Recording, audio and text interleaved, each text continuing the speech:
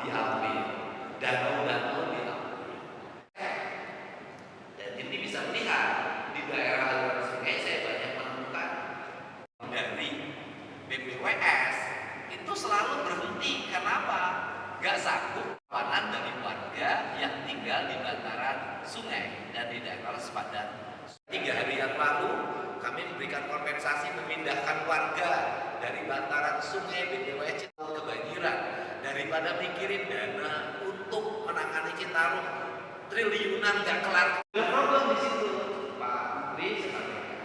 Problemnya adalah ini. Satu sisi kita ngomong ketahanan pangan, tapi sawah di kami terpaksa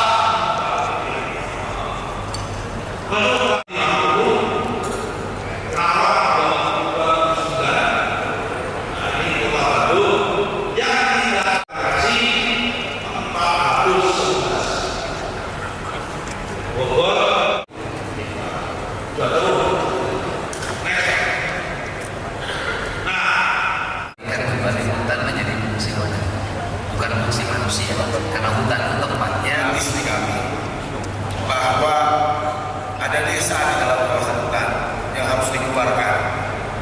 Padahal 3% ada di Majalengka, Sumedang 30% dan Jawa Barat yang kami hormati Pak KDM, Pak Provinsi Jawa Barat, para kepala bapeda dan Bapak Provinsi Jawa Barat, para kepala Jawa Barat yang kami hormati Pak KDM, Pak Provinsi Jawa Barat, para kepala bapeda dan Bapak Provinsi Jawa Barat, para kepala PU.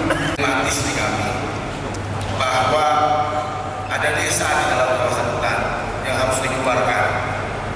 Padahal kawasan hutan itu secara administratif ada di dalam administrasi desa, ada di dalam Kita kan koordinator.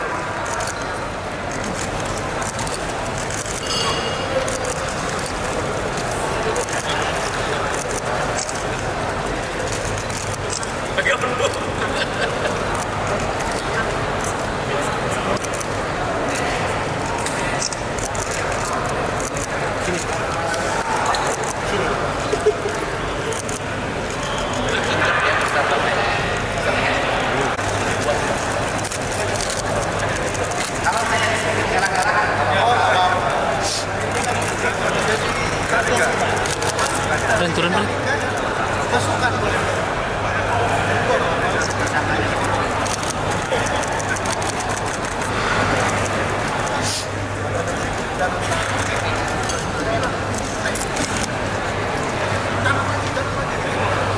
Pak, bukan Pak.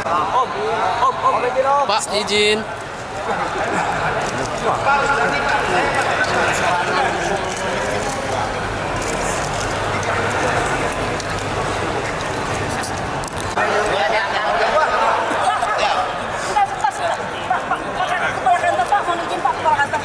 Kepala sini.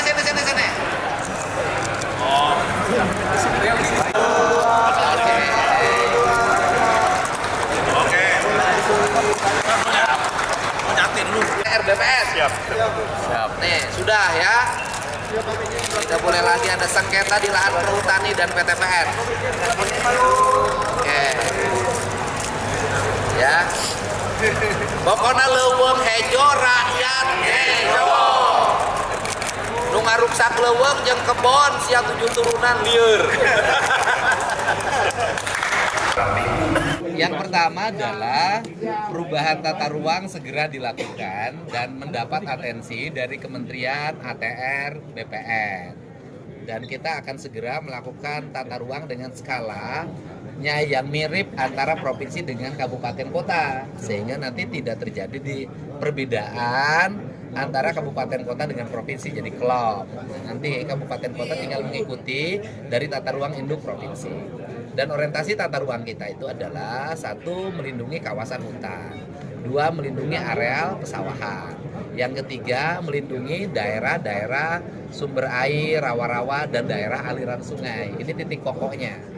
Dan sehingga terjadi harmoni antara konservasi dengan pembangunan yang berkelanjutan. Ini yang menjadi fokus kita hari ini. Yang berikutnya hari ini sudah berhasil bersepakat ya antara Kanwil ATR BPN Provinsi Jawa Barat dengan Perhutani dan PTPN untuk segera melakukan penanganan terhadap aset-aset negara di Provinsi Jawa Barat agar segera tersertifikatkan sehingga tidak terjadi sengketa di lapangan.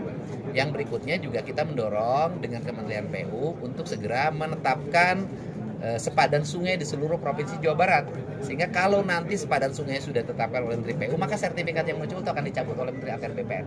Pak, tadi berarti bentuknya nanti revisi per daerah DRW, Pak? Iya. Itu kapan diusulkan ke DPR? Januari ini tidak akan kita usulkan. Pak, tadi juga soal LP2B daerah kota kabupaten masih ada yang nol gitu. Ya. Mungkin ada arahan khusus. Ya, di revisi ini akan segera kita benahi secara bersama-sama. Jadi tahun depan itu tuntas semuanya. Pak, terkait alih fungsi Kenapa? Perhutani dan PP itu gimana sih Pak? Gimana? Alih fungsi yang untuk sesuai peruntukannya itu gimana Pak? Kesepakatan? Ya kan pertama bahwa penetapannya kan belum dilakukan oleh kabupaten kota, sehingga kan diambil inisiatif oleh kementerian. Hari ini kan kita akan dorong bahwa di kabupaten kotanya ditetapkan, sehingga tidak perlu lagi nanti ada Pergub atau surat edaran gubernur tentang larangan alih fungsi, karena fungsi-fungsinya sudah jelas. Tapi kalau hari ini kan memang kondisinya adalah kondisinya darurat, aturannya dibolehkan tapi bisa menimbulkan bencana. Ya kita pilih mana? Pilih taat pada aturan, pilih menangani bencana. Ya saya sih pilih menangani bencana karena dibuat aturan itu untuk menjaga orang agar tidak tertimpa bencana. Pak, nanti pembagian perannya seperti apa dalam MOU tadi? Pembagian peran, maksudnya Pemprov harus ngapain aja gitu? Ya Pemprov menjalankan tugas-tugas yang dimiliki oleh Pemprov Jabar.